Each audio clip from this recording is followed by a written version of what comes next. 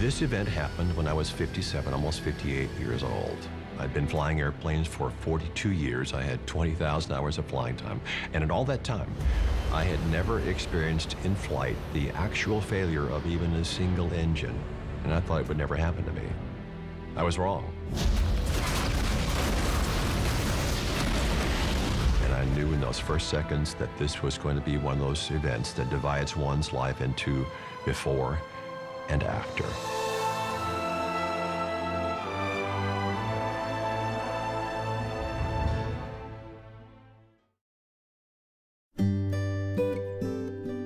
Before he became world famous for his grace under pressure, Chesley's Sully Sullenberger was just a Texas boy who loved airplanes.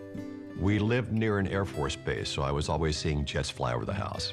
I could tell you, what kind of airplane that one is, what kind of engine it has, how fast it would go, everything about it. I think I knew by the age of 5 I wanted to fly airplanes. My first flight lesson was at age 16, still in high school. My dad was a dentist, and he had a patient who knew a crop duster. And this particular man, L.T. Cook Jr., had been a civilian pilot training instructor before World War II. So drove out to his grass strip east of Sherman, Texas, saw his airplanes, met him, and he agreed to teach me to fly. He charged $6 an hour for the airplane, including the fuel, and $3 an hour for his time. My first solo flight was at 16. It was late on a Saturday afternoon, June 3rd, 1967.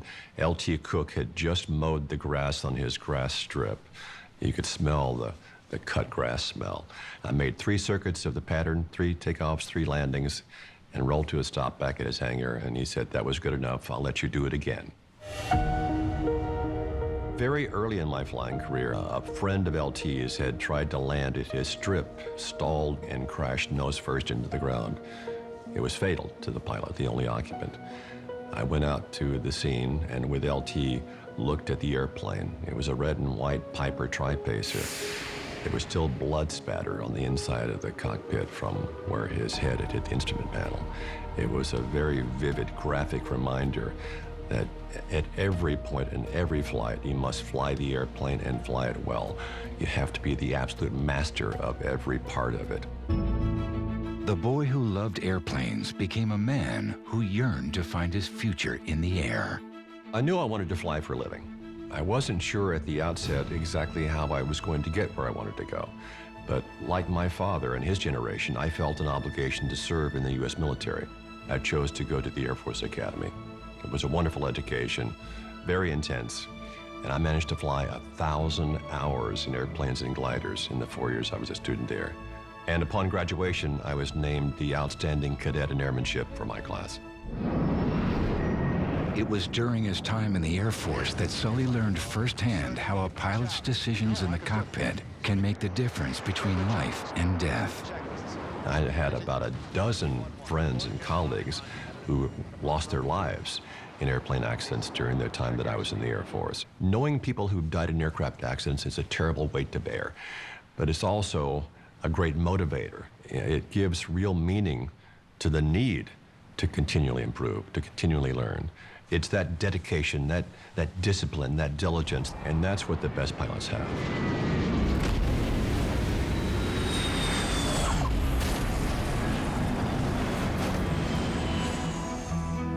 At the end of my military service, it was obvious to me that the best flying I'd ever done was already behind me.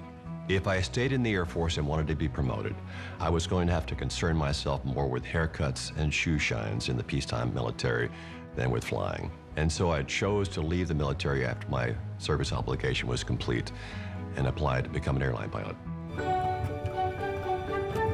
It's quite a transition to go from being a military pilot, especially a military fighter pilot, to being an airline pilot, because we go from an endeavor that is inherently risky to one in which we avoid almost all risk. But being an airline pilot is very satisfying in its own way. At the end of a flight, to have taken several hundred people where they need to or want to go. You literally hold people's lives in your hand.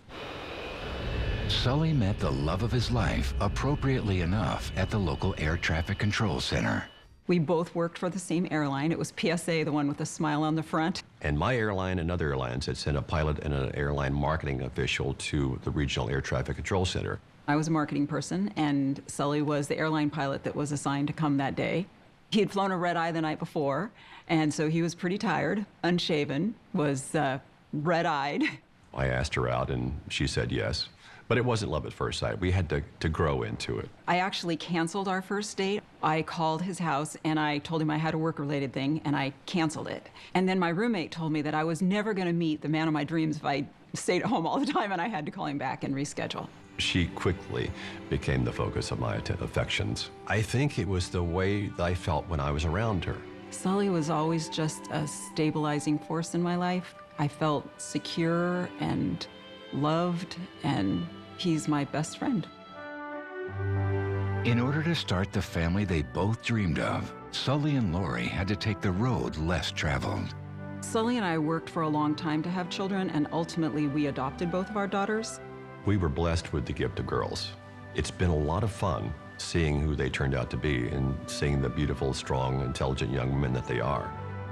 Sully's devotion to his career meant having to accept certain sacrifices when it came to being a parent.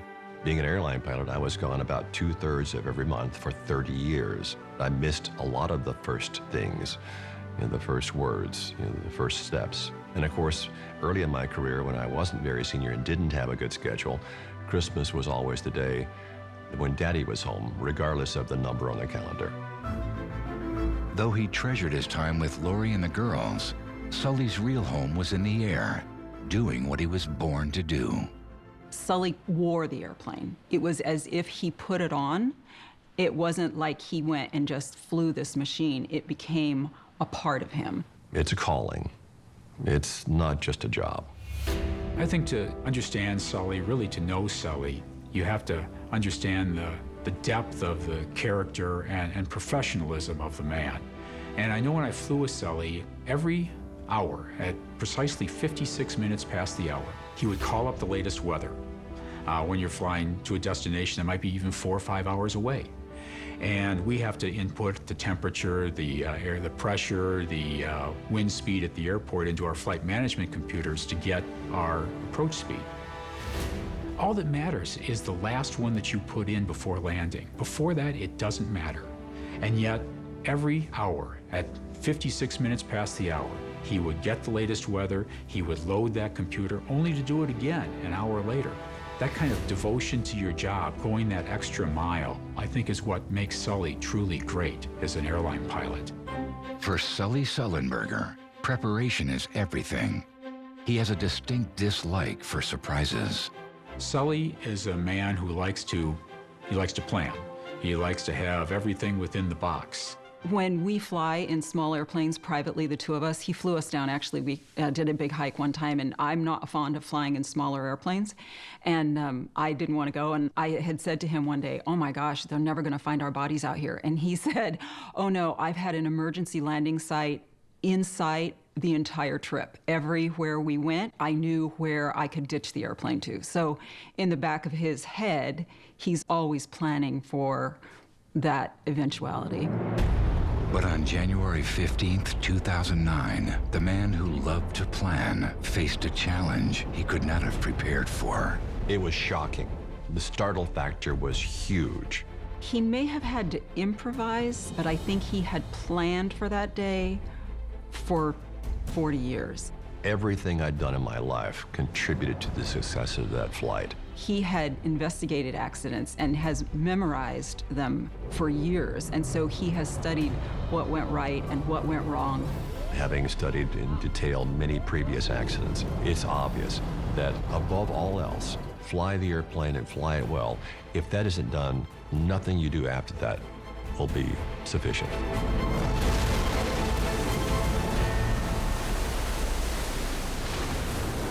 Captain Sully Sullenberger, with almost no time, became a man for all time. It took 208 seconds of calm courage in the skies over New York to turn Sully Sullenberger into the top news story on the planet. I told Lori on the phone from the hotel that night in New York, I think our lives have changed forever. I just, at that point, had no idea exactly how or how much or for how long. I can't even describe the hum of generators from trucks out in front, and news media camped out on the porch, and I was trying to keep the girls going to school. They wanted to do their normal things. Even as the world marveled at his achievement, for Sully, there was a price to be paid. They snuck Sully home on a flight. When he got out of the car, I was not prepared for what I saw. He was distant. He had a glazed look in his eye. He certainly didn't come running to me. He had very dark circles under his eyes. He had lost 13 pounds in the 48 hours since the accident. So he was gaunt and distant, and I eventually went to him, and when I gave him a hug, he said, "I hope they know I did the best I could." It was hard the first couple of nights. He had nightmares, and it was hard for him to kind of settle his brain, and he was under a doctor's care because his heart rate and all of that was so elevated at the time. My resting pulse is normally in the 50s. For 10 weeks, even under a doctor's care, it was 100. My blood pressure resting is normally 108 over 68. For 10 weeks, it was 160 over 100. I would try to read a newspaper or a magazine article and end up rereading the same sentence 5 times, never completely grasping it, finally giving up.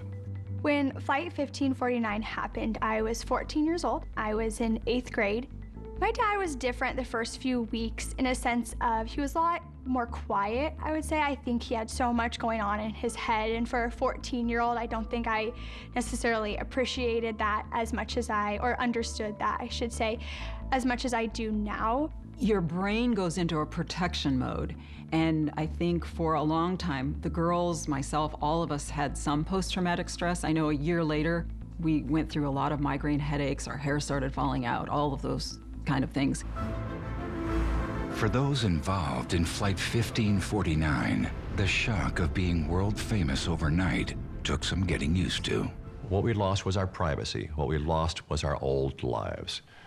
In fact, many of us on the crew initially were saying in those first few days, I just want my old life back. Sully's a thoughtful, smart, quiet guy that's not seeking the limelight. I think that's hard to kind of step into that role. It required us all to very quickly learn a new way of living an entirely new life. And it meant that we had to develop new skills and get better at old ones to be able to be public figures on the world stage.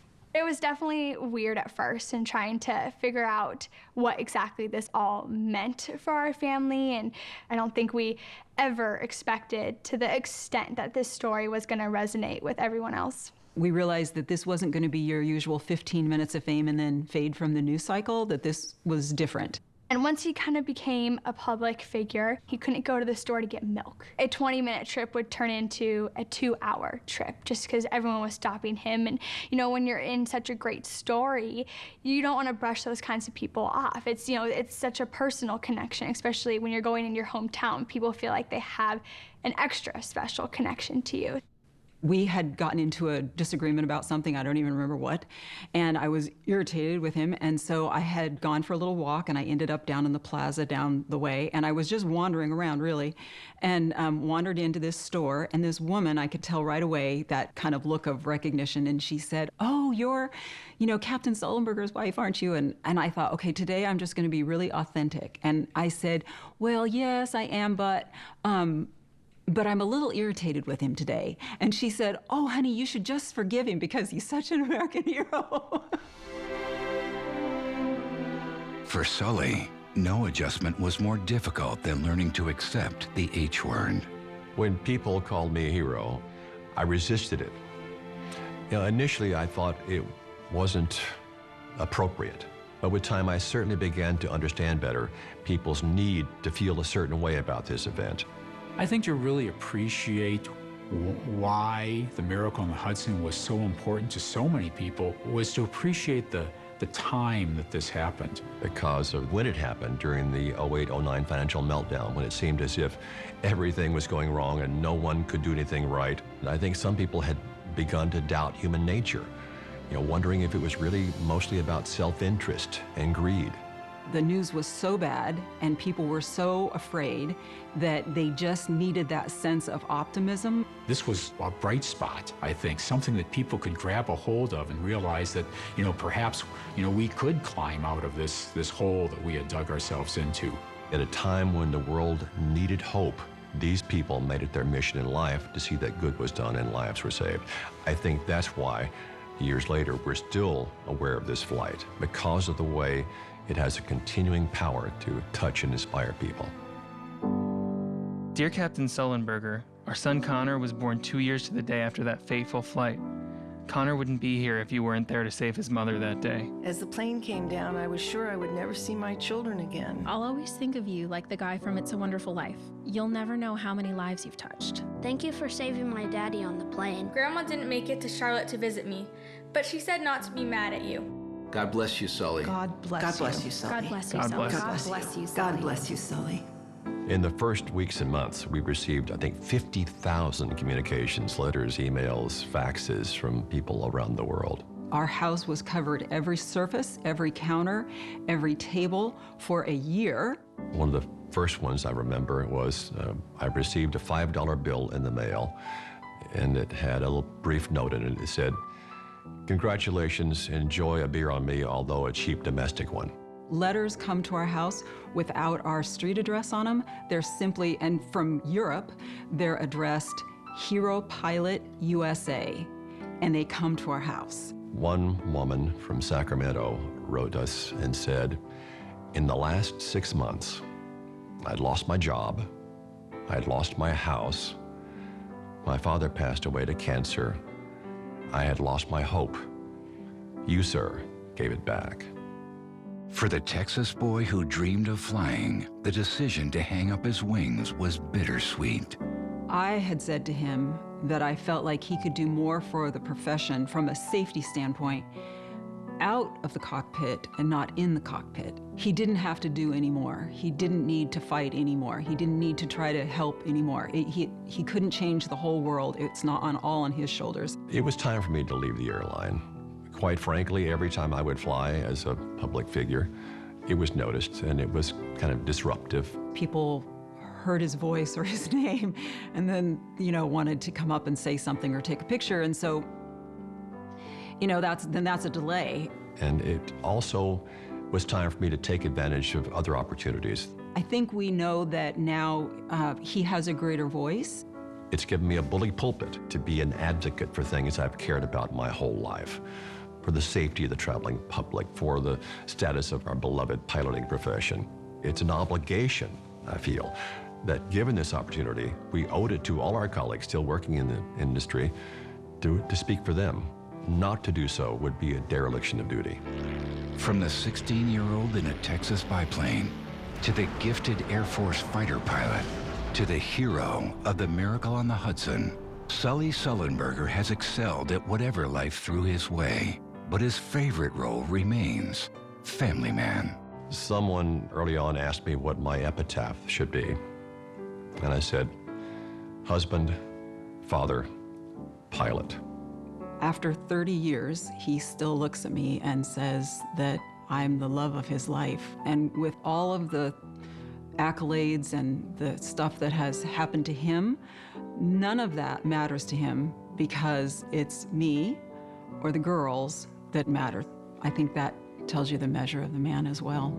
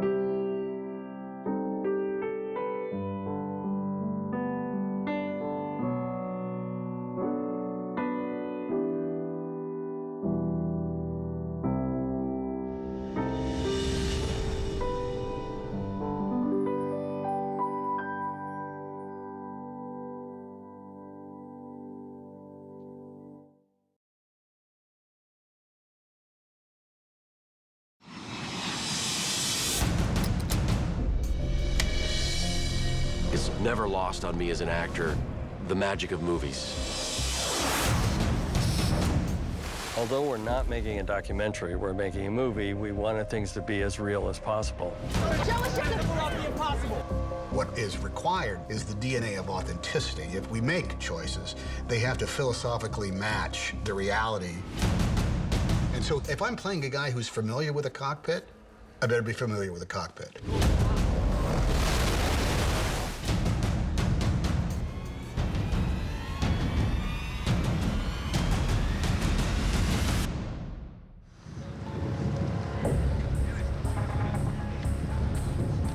This whole adventure started with Frank Marshall, who gave my business partner and I, Kip, Sully's autobiography. I got a call from my good friend Harrison Ford, who is also a pilot, and he had been at a dinner in Washington, D.C. with Sully, and they had been talking about Sully's book. Maybe it should be a movie, how to get it to be a movie. Harrison most kindly said, call my friend Frank Marshall. We all read the book and couldn't decide whether or not we thought it was a movie. It was obviously a compelling tale, but it was kind of things everybody knew. When I found out that we were going to do this script, I thought, well, first 10 minutes of the movie is the crash, then what do we do? But Kip and I decided, well, let's just go see Sully. And Sully immediately said, oh, I don't think the movie's about the book. When was your last drink, Captain Sullenberger? 9 days ago. Drugs? No, never. After about 20 minutes with Sully, he said, you know, it wasn't until 6 weeks ago that I didn't know if all of this was going to be taken away from me. And he proceeded to tell us a story that was the inspiration for this screenplay. I've delivered 1 million passengers over 40 years in the air, but in the end, I'm going to be judged on 208 seconds. I was reading some other things at the time, and every night the girls in my office would say, have you read this thing on Sully? About the third time, I thought, well, there must be some reason. So I picked it up and read it and liked it right away. Clint gets on the phone and he says, you know why I'm the perfect director for this? I think I'm the only director in Hollywood that's had an emergency water landing. I was like, you had an emergency water landing? I was 21 at the time, and I was a passenger on a Navy plane. I was in the Army, but I was catching a free flight, and it was bad weather. We went down off of Point Reyes, California. He and the pilot had to swim several miles to shore as it was getting dark, so quite a close call.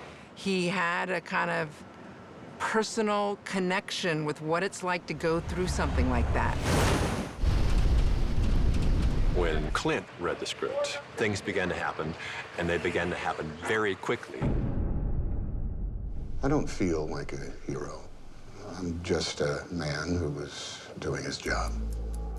Clint told us that it was important to him that he come to our house and meet us before he made any casting decisions. Sully has a kind of everyman quality, you know? He's just a normal, really lovely man. And I think it really reminded Clint of Jimmy Stewart, who Clint knew, of course. And Clint said, who's today's Jimmy Stewart? And of course, it was Tom Hanks. When you're kind of making a list in your mind of possible people who could play it, Tom was one of the first people we thought about. We didn't think he'd be available at that time. I think he was planning on taking a little time off. For about 6 years, my head was down and I was plowing through a work schedule, which really meant mentally, spiritually, physically, I was beat. But now look, I'm a selfish actor. I'm a competitive actor. And the screenplay that Todd wrote plays, I think, just like the movie did. I think I read it in probably 17 minutes. He got 5 pages in and said, well, this isn't what I expected. And then he got 20 pages in and he's like, wow. I even had to call my wife. She said, so how was it? And I said, it's so great. And she said, oh, well, then I guess you're just gonna have to go off and do it then, aren't you? You find out that Tom Hanks is joining the Clint Eastwood movie that you're doing, and it's Christmas on top of Christmas.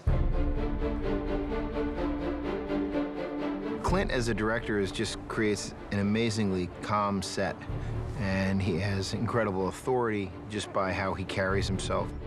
Anybody who is going to work with Clint searches out the people who have to find out if any of the stories are true.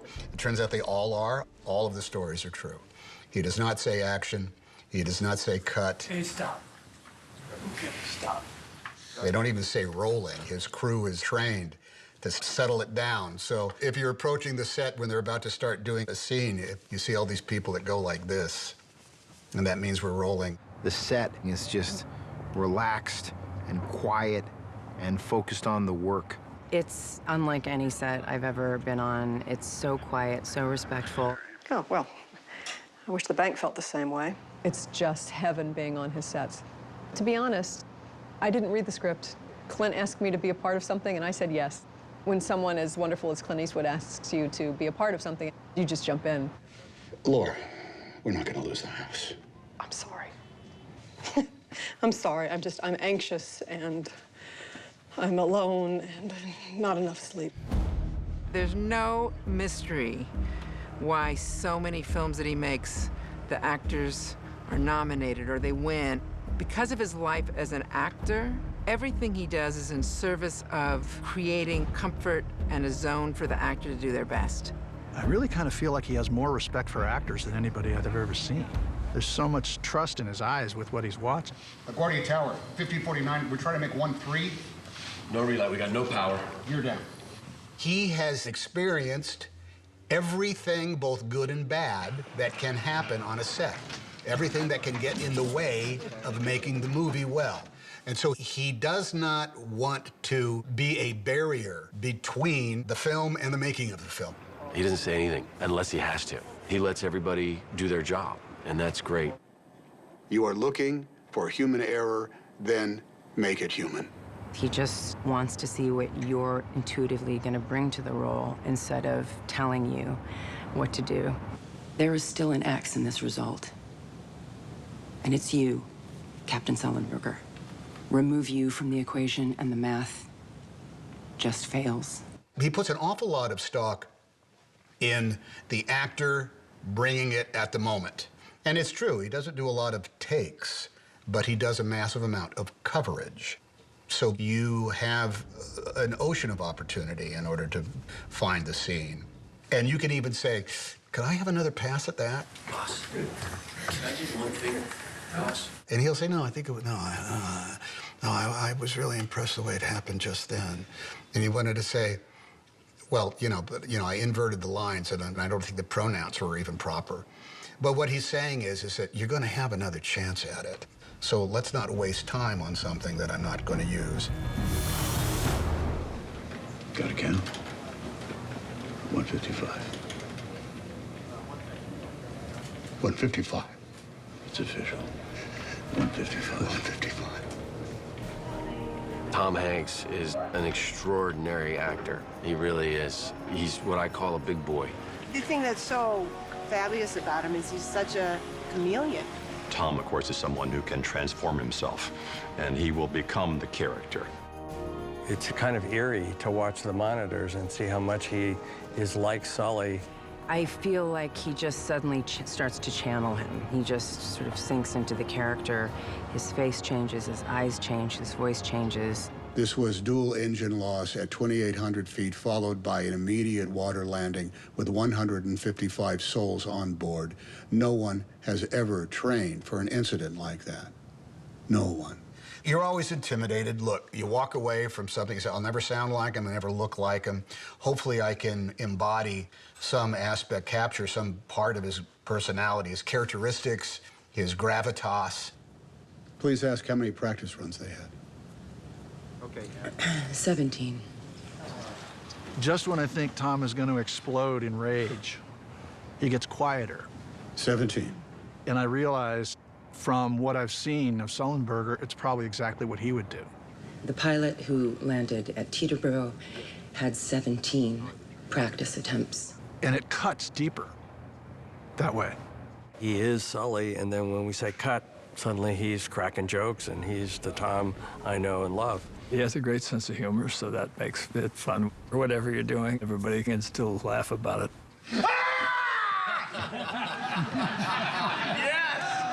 Yes! Everybody loves being around him. He has a joke for everybody. Aaron Eckhart, screaming co-pilot. He involves everybody. Brace for impact. He's a guy who's conscientious about the energy and people having a good time. but he's absolutely specific and thorough with his work. I've played a number of people who are still alive, so I've had that experience of going to somebody's house and saying, hey, for good or for bad, I'm playing you in this movie. I hope you've made your peace with that, because they almost always want somebody else, you know? They always want somebody bigger, stronger, deeper voiced, something like that. But with him, I felt as though the hardest thing I would have to embody was the level of experience and the expertise that went along with that, because, man, he's got an awful lot of it. Tom and I went up north to the Virgin Atlantic simulator, and we practiced on that for a few hours. The simulator, it's the most lifelike experience you have. It feels exactly as though you're in a plane, and it looks so much like you're actually in a plane, it's amazing. It requires no imagination. The simulator is where pilots have to go again and again and again and again, and they've got to fly these planes, crash them, not crash them, whatever, and if they don't do it, they do not work at their jobs. It's not as easy as it looks. What do I do? Tom and I both crashed horribly. Oh, there was crashing going on, without a doubt. Caution, obstacle. We crashed the simulator. We didn't break it, but we crashed it. It was great because we had the actual flight plan of this flight with the birds coming in. Birds. The bird strike happened at the exact same time, and it wasn't anything other than a kind of like flip, you know, it went like that. And luckily, we had the flight plan. We knew what we were supposed to do. We pushed the buttons when we were supposed to push the buttons, which we worked on a lot. Are they actually manually moving the rudders at that time? We didn't want to look like guys that don't really know what they're doing. What do I say at 100? We didn't want to just touch a button if we did not understand what we did. So Clint could not say to us, hey, reach over and flick some buttons for it. We wouldn't. No, they didn't do it. We would never do it. There's no reason to. Hold up. Brace. You do get a sense of how short a period of time it was. How many decisions and feelings had to go into literally 36 seconds.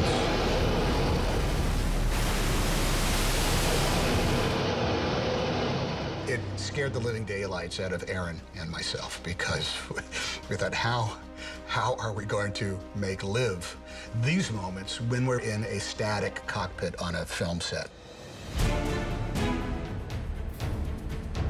Today, we're at Universal Studios. We have behind us an A320. It's a complete airplane. It was disassembled and brought here. Well, you'd think you only see an A320 in the water once in your life, but it's happened twice now.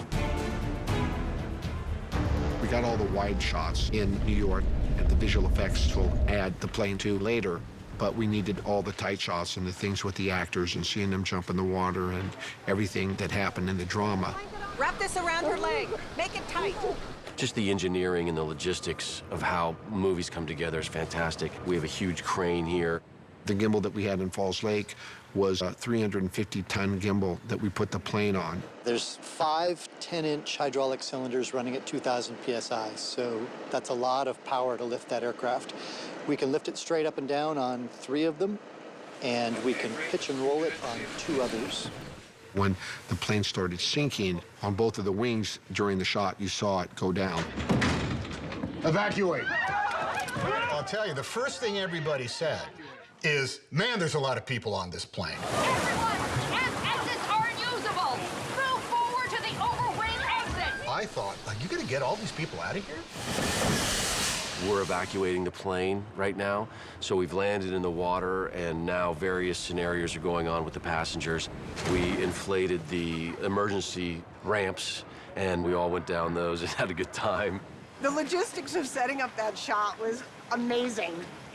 They had 5 cameras, and it was a master shot of everybody coming out on the wings, of getting into the slides, which then became the life rafts. You know, it was 155 people that they were shooting, and it looked amazing. Oh, look at that, man. Come on. You don't see this every day, people.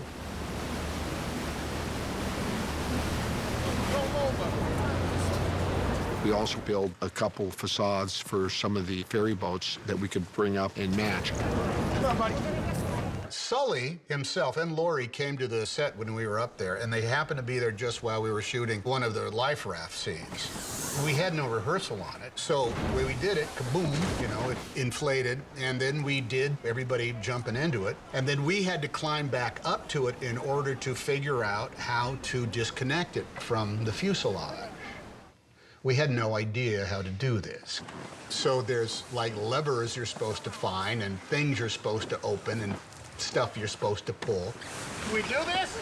All of this while the camera is running. Both Aaron and myself feel like dopes because Clint doesn't rehearse such things because he wants it to be realistic.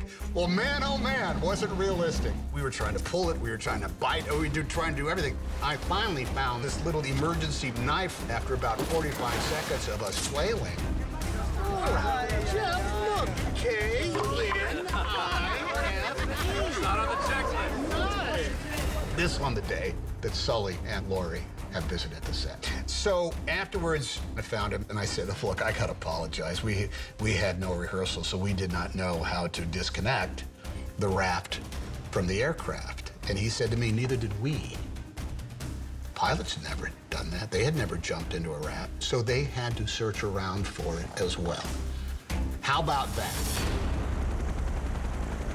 It wasn't just me, it was all of us. It was Jeff and Donna and Sheila and Doreen and all of the passengers, the rescue workers, the air traffic control, the ferry boat crews and the scuba cops. We all did it. We survived. Clint wanted to try to use as many of the people that were actually there, not only as consultants with us, but we also put in the movie. We ended up using the real ferry captain that was the first ferry to arrive. Keep it coming, Paulie. I see you on one. Kind of an adrenaline rush to be with the real ferry boat captain that actually just spun into action immediately. The people were actually in the raft and looking up, and, you know, they were all actors, so they were acting scared and wet and cold, and it was just like that day almost, just like it. When we were in New York, we had the opportunity to use the real rescue divers. It was really a thrill to have the two real guys jumping out of the helicopter, reenacting what they did on the day. This is the job that kind of defines your career. I became a New York City cop to help people, and this was the opportunity to have that done and have it done on such a great event. Everybody wanted to be involved because the experience is such an incredible memory for them. It's really a highlight to not only my career with the Red Cross, but my career as a responder. They embody what it is to be a New Yorker. You show up, you work your ass off, and you don't ask for any applause. In the shooting of the movie, they just wanted to make sure it was captured correctly. They said, well, we have to have it be some way, so it might as well be the way it was. When you're recreating these events, it does feel a little bit like you were there. All those attentions to detail have been really important for Clint. We don't deviate very much from the real look and the real feeling. I want you to know I did the best I could. Everybody behaved to their fullest self on that day. Grab your life vest, please. And that's why it deserves the treatment it's getting with everybody that's involved in this movie, the high level of professionalism, the rescuers, obviously Sully and Skiles, and everyone to a person is being matched by the movie makers. Clint had a very clear vision for how to tell this story. He said, I just get my idea that I want to do something, and I just will it to happen. And as I've been on the set for the first time on a shoot, it's obvious to me that what really happens is he wills it, and then 100 or more people create it and make it happen under his direction. It's really a loving army of artisans.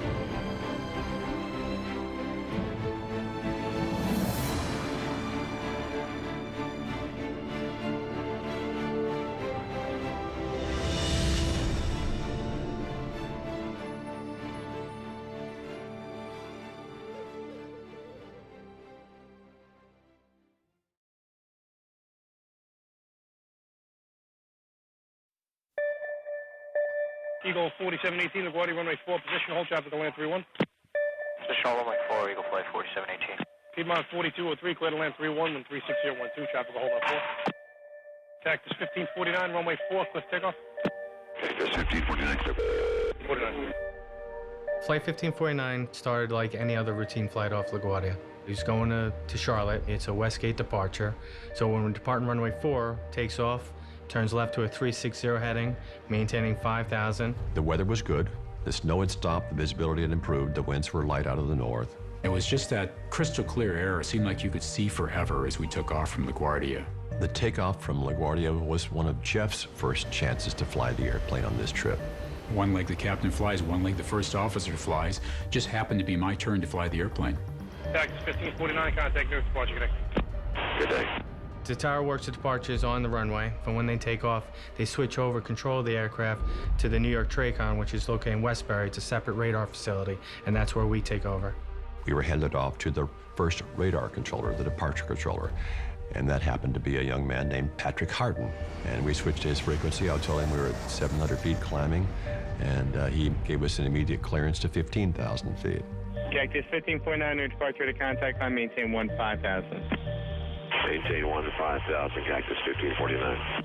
From that vantage point, we could see much of the New York metropolitan area, and including the Hudson River. It was a beautiful day. Cactus 1549, turn left lane 270. 100 seconds after takeoff, we were approaching 3,000 feet in our climb to 15,000 feet. We had just retracted the landing gear and flaps and completed the after takeoff checklist. And I remember my attention being drawn to something that was slightly above my eyesight and slightly to our right, and it was this line of birds. These were large birds, a large flock of Canada geese, and they weigh 8 or 10 pounds with 5-foot or 6-foot wingspans. And they are far too close to fly around. And it was only a moment later that I heard Sully say birds, and then we just started hearing them impact the aircraft. I could feel and hear the thumps and thuds as we struck the birds across the leading edges of both wings and into the center of the core of both jet engines. Immediately, I could hear terrible noises I'd never heard in an airplane before and feel terrible vibrations. And then within seconds, I could smell coming into the cabin air the burning bird odor from the engines. And it was a split second later, but it was a second later. Both engines just suddenly lost thrust. The thrust loss was sudden, complete, and bilaterally symmetrical. In other words, it happened with both engines failing simultaneously. And I could hear the sickening spin down of the turbines as that occurred. I remember the airspeed tape was just unwinding. It felt as if the forward motion of the airplane nearly stopped in midair. It's almost like your mind stops working for a moment while you evaluate the situation and try to make sense of it. It was shocking, more than anything I experienced in 42 years of flying and 20,000 hours in the air. I remember I said, oh shit. I could feel my blood pressure shoot up, my pulse spike. I sensed my perceptual field narrow because of the stress. But then slowly your mind starts working again, and it starts working quicker and quicker and quicker. I remember vividly my first 3 thoughts in those seconds. This can't be happening. And that was followed immediately by, this doesn't happen to me. And then my third thought was a realization that unlike every other flight I'd had, this one probably would not end on a runway with the aircraft undamaged. And I was okay with that, as long as I could solve the problem. Sully instantly started the auxiliary power unit. It was imperative that we not lose electrical power. That is something that's in the checklist, but it's down in the checklist. It's not something that you instinctively do or that we're trained to do as a memory item. But in our case, his starting that APU was very, very important to us because it requires a lot of time to start, and time was something that we did not have. And then I took control of the airplane. I said, my aircraft. And even in the heat of the moment, Jeff responded verbatim with our important transfer of aircraft control protocol when he answered, your aircraft. And then I said, get the QRH. So I instantly reached for my quick reference handbook and started to look for the dual engine failure checklist. And then I made the one radio call. Mayday, mayday, mayday. This is Cactus 1539. Hit birds. We've lost thrust on both engines. Returning back towards LaGuardia. Okay, you need to return to LaGuardia. Turn left heading up 220. 220. My first response was I had to let the tower know that there was an emergency returning. He said he wanted to go back to LaGuardia and I was going to make that happen. Tower, stop your departure. He's got emergency returning. Who is it? It's 1529. He bird strike. He lost all engine. He lost the thrust in the engines. He's returning immediately. Cactus 1529. Which engines? He lost thrust in both engines, he said. Got it. But at that point, we didn't have thrust, and so we were using gravity to provide the forward motion of the airplane, to glide downhill. The airplane was still fully controllable. However, I knew that my flight path was soon going to intersect the surface of the Earth. The checklist for this particular emergency was 4 pages long. It was really designed to be done at 30,000 feet. It wasn't designed to be done at 3,000 feet in 3 minutes' time. When I first realized the depth of the emergency, I didn't really think about much. I was just really focused on trying to solve the problem, trying to listen to the pilot, understand what he needed, and try to accomplish that, and offer him, different avenues, different routes, different runways for him to land, so that all options were available to him. Patrick had initially assigned us a heading to the southwest. So first I considered returning to LaGuardia, and as Patrick was trying to arrange that for me, I was evaluating that option's worthiness. Cactus 1529. If we can get it to you, do you want to try to land 1813? We're unable. We may end up in the Hudson. I suspected early on that we would end up in the river, that we wouldn't be able to glide as far as any runway, but I knew I had to consider that possibility. I knew I had to think about trying to do that. All right, Cactus 1549, it's going to be left traffic to runway 31. Unable. When Sully said that we may end up in the Hudson, frankly, I thought that was our only option. Looking around very quickly, really all we had was the possibility of going back to LaGuardia or the Hudson River. Otherwise, as you can imagine, it's just nothing but skyscrapers, roads, houses. It's a very congested area. If I had chosen to turn back toward LaGuardia and try to reach what turned out to be an unobtainable destination, it would have been an irrevocable choice. If he had decided to go to LaGuardia, he would have had to fly over the Bronx, parts of New York City. If I had collided with buildings or with terrain on the way to the airport, likely everyone on the airplane would have perished and possibly many people on the ground.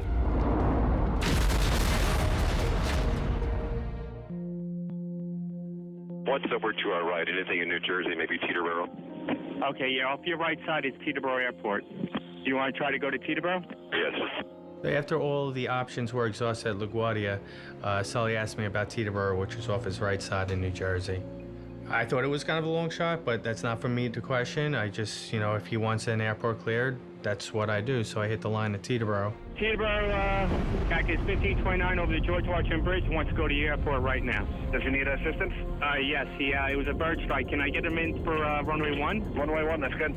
I remember pausing in my checklist and looking out at Teterboro. And then I started to see it rise in our windscreen, which to us as pilots means you can't stretch your glide to it. We would be into the buildings before we ever got to the airport. Cactus 1529, turn right 280, you can land runway 1 at Teterboro. Sully didn't respond right away.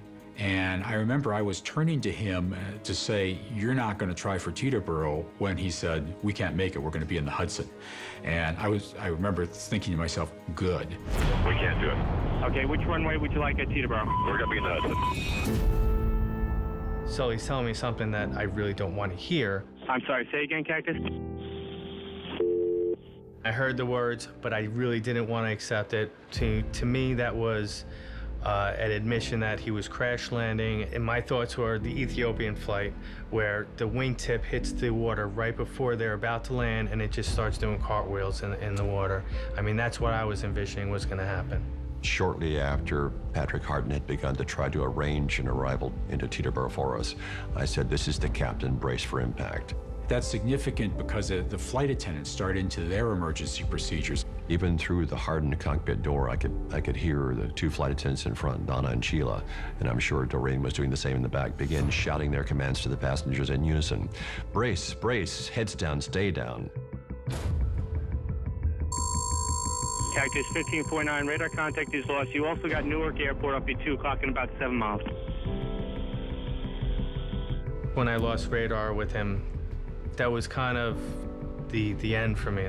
I thought probably everyone was dead and that I was involved with the modern worst aviation incident in modern times, and that was going to be my legacy. Cactus 1529, Houston. I think he said he was going in the Hudson. As soon as they could, they got someone to relieve me from position because at that point I was in no condition to continue working traffic. Of course, Jeff and I are working together using the checklist, trying to regain thrust. But the truth of the matter is these engines were never going to restart again because of the damage that was done to them. As we approached the river, the high rises and the bluffs on both sides of us were beginning to tower over us. I remember it was kind of an odd feeling to me as the skyscrapers rose up so close off of our left and the buildings of New Jersey off of our right. The only place we could land in the entire area where rescue could happen fast enough was between the Weehawken ferry terminals and Pier 79, where New York Waterways ferries ply the river. What I really remember about that descent to the river for us was all the noise in the cockpit. Pull up, terrain ahead. We got too close to a helicopter, so we got a traffic call out. Traffic, clear of conflict. Pull up. What we had to do was choose to do only the highest priority items and ignore the rest. Fly the airplane and fly it well. Do something we'd never done before in 208 seconds and get it right the first time. As we approached the river, the only control I had over the vertical flight path was to choose how high to begin the landing, when to begin to raise the nose to trade some of our forward speed for a reduced rate of descent at touchdown. But we were descending so quickly, even misjudging that height by a quarter second would be catastrophic. I'd either begin the landing too early and get too slow and drop it in, or begin it too late and hit going too fast nose down. Jeff knew this, and so he began to shift his focus, his priorities. He stopped trying to use the checklist. I realized we were not going to be able to restart these engines. We were going to be landing this airplane in the Hudson River, and I tried to assist Sully by calling out airspeeds and altitudes to give him situational awareness because he was focused outside the airplane on where we were actually going to have to land. I knew it'd be a hard landing, I just didn't know how hard. But I was confident that I could make it survivable, and I was confident I could keep the airplane intact, and if I did that, then it would float long enough for us to be rescued. And so in the last 4 seconds of the flight, the last 100 feet, I began to pull the control stick back, further back, until it was finally fully aft, and hold it there just as we touched. But it was a hard hit, harder in back than in the front.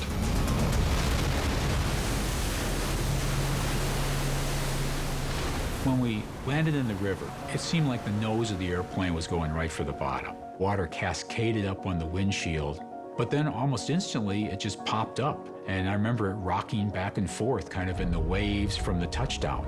It was obvious to Jeff and me that when we stopped in the river, the airplane was intact, it was stable, it was floating, and people were probably still okay at that point.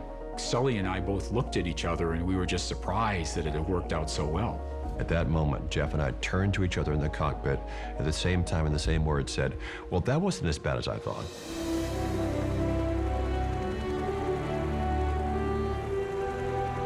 My professional obligations, my job wasn't complete until everyone had been accounted for and was safe. I happened to be looking at Sully right when he received the news that everybody had been saved on board that airplane. And I remember this look of a tremendous relief on his face. And I realized at that moment the worry and the pressure that he had been under for the last few hours since our incident, wondering, had everybody been accounted for? Many people contributed to this, even though I've gotten all the attention and I've become the public face of it. I do feel a sense of pride that I accomplished my duties and assisted Sully as best as I could in this situation. I have developed this relationship with Sully over the years, as you might imagine, and that I'm very proud of the fact that I could be his first officer on that day. I'm very grateful that my crew and all the people involved were up to the many challenges that we faced. It's a source of pride.